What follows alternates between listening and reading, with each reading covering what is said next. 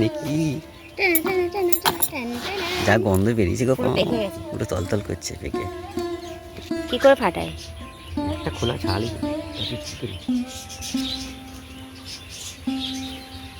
নরম হয়ে গেছে না? কত বড় একটা পেয়ারা দেখো, পেকে গেছে পুরো একদম। ওটাকে পাড়তে হবে, পাখিতে খেয়ে নেবে নাহলে। ছোট বেরোলো কেন? ও এটা পেছন দিকে বলে, নিচের দিকে এগুলো মোটা হবে। আলাদা বাটি আছে, তোমার একটা পাতি করার জন্য আলাদা বাটি। এই যে জ্যাকফ্রুটটা ছাড়াচ্ছে অনেক। আরে হবে না তো,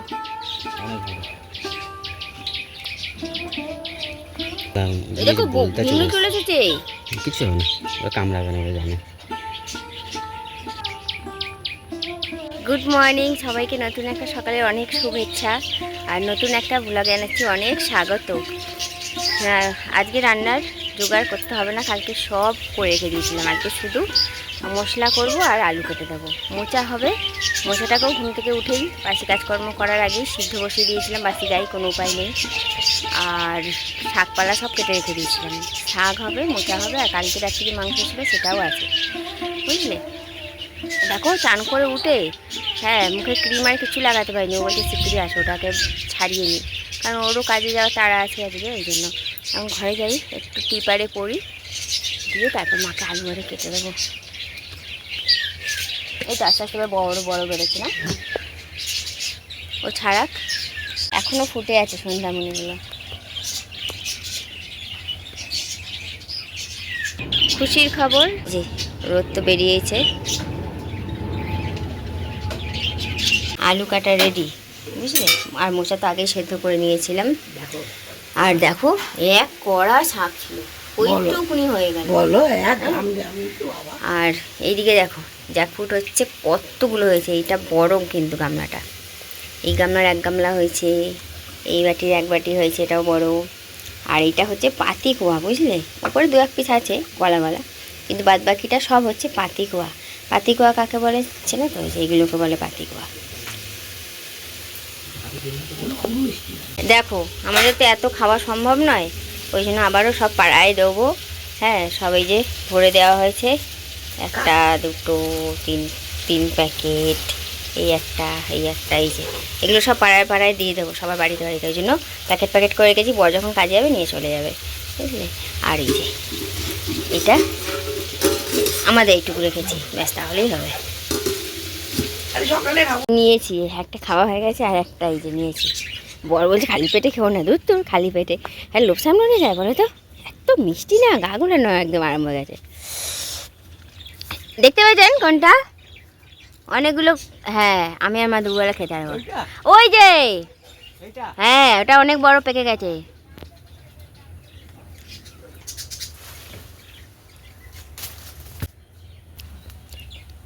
ওই যে ওইদিকে, হ্যাঁ, আর একটু, হ্যাঁ।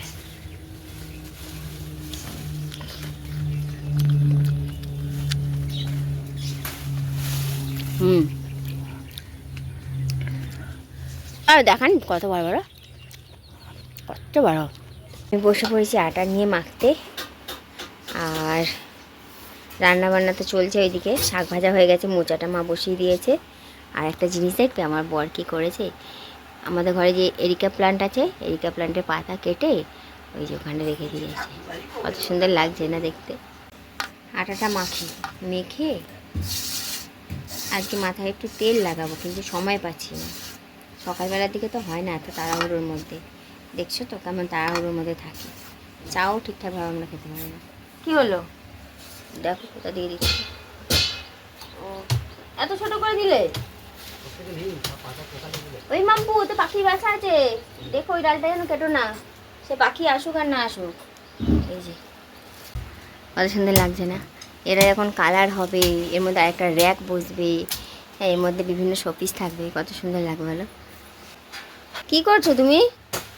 দেখে শুনে কেটো, পাখির বাসা আরে আছে, বলতা আছে, ঠিক আছে? ওই ডালটা কেটো না কিন্তু মাম্পু, পাখির বাসা আছে। হ্যাঁ, কিছু করবে নাকি ডালটা দিয়ে? হ্যাঁ,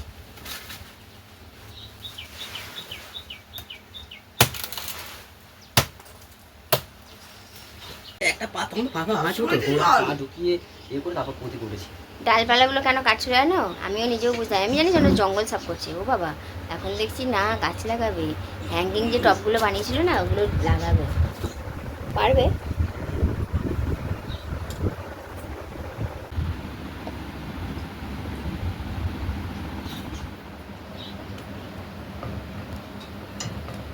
বাও, কি বুদ্ধি আমার বরটার! হ্যাঁ, আমার বরটার তো হেভি বুদ্ধি। হেভি বুদ্ধি তো আমি ভাবতেই পারিনি এরকম জিনিস করবে বলে। দারুণ লাগছে তাই না বলো? রোদ্দুরও পাবে, বাইরেও থাকবে, খুব সুন্দর লাগছে। আর ওই বাটিগুলো আমি ফেলে দিয়েছিলাম জানো, ওর মধ্যে ঢাকনাও ছিল। ভালো বাটি একদম, আমি ফেলে দিয়েছিলাম। হ্যাঁ, হড়কে যাবে না, দড়ি দিয়ে বেঁধে দিলেও হবে, কিন্তু বাটিটা না নাচতে নাচতে নিচের দিকে চলে যায়। দিকে দেখো কত সুন্দর রোদ উঠেছিল, ভাবলাম মনে আর বৃষ্টি হবে না। ও বাবা, মেঘ করেছে চারিদিক, দেখো কালো মেঘ করেছে, দেখতে পাচ্ছ?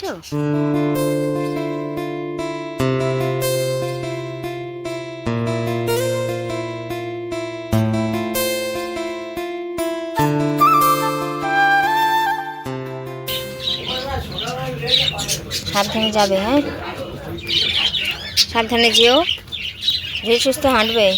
পা ধোয়ার জলের বোতলটা ওর ব্যাগে দিয়ে দিচ্ছে। হ্যাঁ, বাইকে চাবি নিচে তো, আস্তে আস্তে যাও। কি স্লিপ! ব্যাগে করে নিয়ে গেল, জ্যাকফ্রুটের প্যাকেটগুলো সবার বাড়িতে বাড়িতে দিতে দিতে চলে যাবে।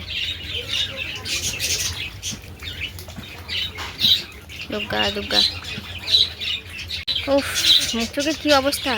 একটা ফাস্টফুডের দোকানে যেমন অনেক কাস্টমার একসঙ্গে চলে এলে যেভাবে তাড়াহুড়ো লেগে যায়, সেইভাবে তাড়াহুড়ো করে এতটা সময় কাটলো। বাপরে বাপ, উফ, কী তাড়াহুড়ো করে রুটি আরে করলাম, ঘাস মানে ঠান্ডা করে আবার টিফিন ভরে দিলাম। প্রচণ্ড তাড়াহুড়োর মধ্যে কাটে জানো, ওই জন্য চেহারার এই দশা। আর ও চলে গেল, এবার আমরা টিফিন খাই ধীরে সুস্থে, এবার সব কাজ হবে। তো এই যে দেখো, আমি আর মা টিফিন নিয়ে নিয়েছি। এখন জানো তো কাঁঠাল নিয়ে নিই, পাতি যে কোয়াগুলো হয়, পাতি কোয়াগুলো এগুলো নিয়েছি, মোচা নিয়েছি আর একটা রুটি, মাও তাই। টিফিনটা ছেড়ে নিই, নিয়ে ধীরে সুস্থে সব কাজ করব, কারণ বেলায় টিফিন খেলে না দুপুরে আর খেতে ইচ্ছা করে না। এখন ঘড়ি কাটা 10টা বাজে 5-এর ঘরে, হ্যাঁ 10টা না 9:45 ঘরে ঘড়ি কাটা। এখন খেয়ে নিলে দুপুরে ঠিক টাইমে খাবারটা খেতে পারবো। চলো মা, লাইটটা বন্ধ করে দিন তো রান্নাঘরের। আমার বর আর বাবা দুজনেই ভিজবে। বাবাই মাত্র বেরিয়ে গেল, ভিজবে।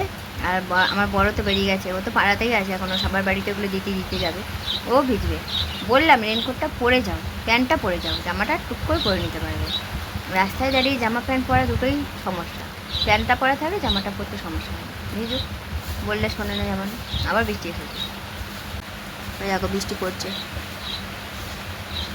যা বৃষ্টি পড়তে ভিজে যাবে।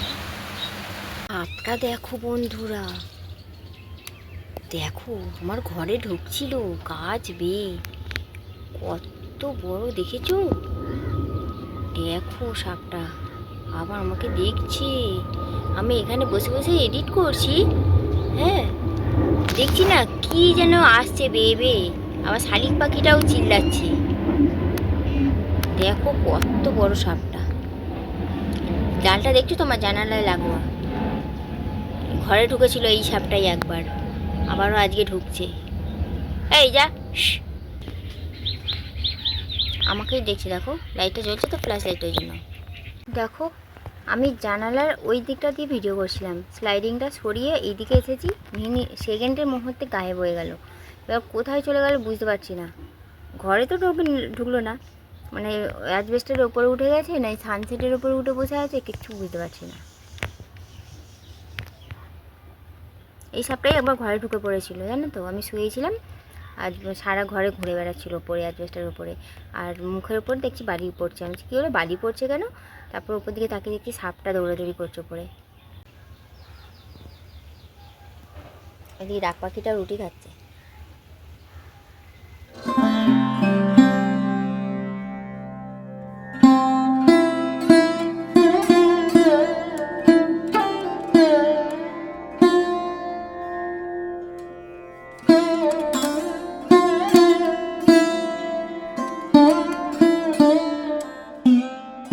ঘড়ি কাটা দুটোর ঘরে একদম শ্যাম্পু ট্যাম্পু করে সমস্ত কাজকর্ম করে চলে এসেছি, প্রত্যেক দিনের মতন একই কথা। তো যাই হোক, বাইরে খুব ভালো রোদ বেরিয়েছে, দেখবে এই দেখো বাইরে খুব ভালো রোদ বেরিয়েছে। জামা কাপড় যেগুলো ধুয়ে দিয়েছে ওগুলো খেয়ে নিয়ে আগে তারপরে মিলবো, কারণ বৃষ্টির কোনো ঠিক ঠিকানা নেই, এই আসছে এই যাচ্ছে। খেতে বসে উঠতে ভালো লাগবে না, খেয়ে দিয়ে উঠে জামা কাপড় দিয়ে বসে থাকবো হাঁ করে, তাও অব্দি আচ্ছা শান্তি করে আগে খেয়ে নিই। অল্প করে মা ভাত দেবে না। আজকে কিন্তু অনেক কিছু মেনু, কালকে মাংস আছে, মাংস, শাক ভাজা, তারপরে মা আর কি মোচার ঘন্ট। মোচার ঘন্ট এখন আর খাবো না, সকালে রুটিতে খেয়েছিলাম, আবার রাত্রে রুটিতে খাবো। এখন মাংস দিয়ে আর শাক দিয়ে খাবো, বুঝলি।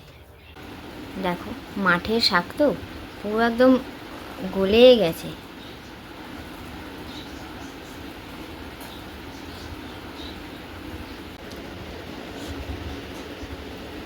এত মিষ্টি শাকটা, যেমন নরম, হেভি খেতে। ঘড়ি কাটা 8:10 ঘরে। আজকে বরের বাড়ি ফিরতে রাত হবে, হয়তো 10টা বেজে যেতে পারে। গেছে হচ্ছে হলদিয়ায়, এবার রাস্তায় জ্যামারে আছে তো ওখান থেকে অনেকটা দেরিতেই বেরিয়েছে, আসতে রাত হবে। কিছু কথা তোমাদের সঙ্গে বলি, দেখিয়ে একটা ভিডিও তোমাদের সঙ্গে শেয়ার করব, যার কারণে মুখটা আমার দেখতে পাচ্ছ একটুকুনি হয়ে গেছে, শুকনো হয়ে গেছে, কালো হয়ে গেছে, দুশ্চিন্তায় মুখটা কালো হয়ে গেছে। মানে এতটা ভয় লাগছে আমি তোমাদের বলে বোঝাতে পারবো না। কী জায়গায় আমরা বাস করি তোমরা দেখছো, বুঝতে পারছো যে আমরা কী জায়গায় বাস করি। মানে একদম সুন্দরবনের লোকেরাও মনে হয় এরকমই থাকে, ভয়ে ভয়ে। আমরা যেভাবে ভয়ে ভয়ে থাকি, এতটা ভয়ে ভয়ে থাকি। চারিদিক বেনা গাছের ঝোপঝাড়। এবার বেনা গাছ মনেই জানো যে কিসের কথা আমি বলছি, যে কি থাকতে পারে রাত্রিবেলা নাম নিতে নেই, এই যে বুঝতে পারছো তো। এবার সেটারই ভয়, মানে শুনতাম কানে যে হ্যাঁ থাকতে পারে, আছে, আমিও জানি বুঝি যে এরকম ঝোপঝাড় জঙ্গলে থাকতে পারে, ওরা থাকে। দেখেছিলাম অনেকবার, কিন্তু খুব একটা তো দেখি না। কিন্তু আজকে এমন একটা জিনিস দেখলাম, আমি অবশ্যই এটা আমি নিজের চোখে দেখিনি। আমাদের ওঠানামার রাস্তাটায় একজন পূজাদের বাড়ি আছে, পূজাদের বাড়িতে এই জিনিসটা বেরিয়েছে। সে ভয়ঙ্কর জিনিস বেরিয়েছে, যা তার জিনিস নয়। মানে যা একটা কথা আছে না, একশো বলেই ছবি, ওই জিনিস একশো বলেই ছবি করে দেওয়ার মতন জিনিস। ওই দেখে ওই ভিডিওটা পাঠিয়েছে, তোমাদের সঙ্গে লাস্টে শেয়ার করে দিচ্ছি, মানে তোমরা দেখতে পাবে। ওই জিনিস দেখার পর আমার গা হাত পা কাঁপছে, আমার টেনশান হচ্ছে যে ওরা 3টে ব্যাটা ছেলে বাড়ির বাইরে আছে, ওরা বাড়ি ফিরবে, ওই রাস্তা দিয়েই ওদের আসতে হবে, ঝোপঝাড় জঙ্গলে ভর্তি। মানে রাস্তাটা তো এই সরু রাস্তা, আর ঝোপঝাড়ে বেনা গাছে ঢেকে গেছে রাস্তা, এরকম ঘাস সরিয়ে সরিয়ে ঘাসের ওপর দিয়ে দিয়ে আমাদের আসতে হয়, তার মধ্যে কোনো লাইট নেই, জল কাদায় ভর্তি। এবার তোমরা বলো চিন্তা হবে কি হবে না? আমার ভয় লাগছে যে কোথায় আছে ওই জিনিসটা এই মুহূর্তে। আমি টেনশানে আমার বুক ধরপড় ধরপড় করছে, গা হাত পা ঠান্ডা হয়ে যাচ্ছে। আমি বরকে ফোন করেছি যে কোথায় আছো, বলছে এখনও অনেক দূরে আছি, বাড়ি আসতে রাত হবে। আমি বলছি ঠিক আছে, বাইকটা রেখে, আমি এখন আর বলিনি, বললে হয়তো টেনশান করবে, গাড়ি চালাচ্ছে তো। ওকে বললাম যে বাইকটা আমাদের এখানে যখন রাখবে, পার্কিং করবে, ও গাড়ি রেখে আমাকে ফোন করবে, একটা দরকারি কথা আছে, বলে দেবো। তোমরা ভিডিওটা দিচ্ছি, দেখে নাও যে কী ভয়ঙ্কর জিনিসের কথা আমি বলছি। আর বেশি কথা বলছি না, এখানেই ভিডিওটা শেষ করে দিচ্ছি। আর দেখে তোমরা ভিডিওটা দেখো, দেখে তোমরা কি মতামত দিতে পারো দাও, যে আমরা এখানে আছি, সত্যি কি আমরা খুব ভালোভাবে আছি, ভালো আছি, নাকি সত্যিই আমরা বিপদের মুখে আছি। এই তো জানুয়ারি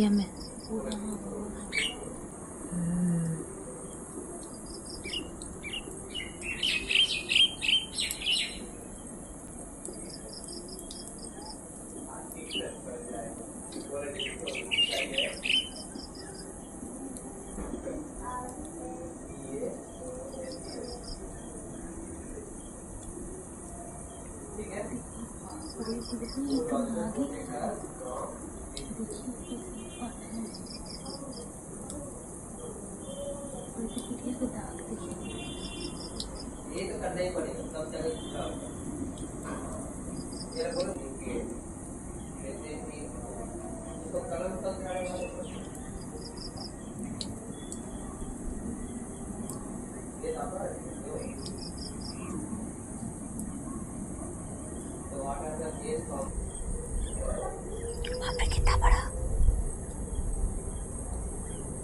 बहुत बड़ा है भाई साहब।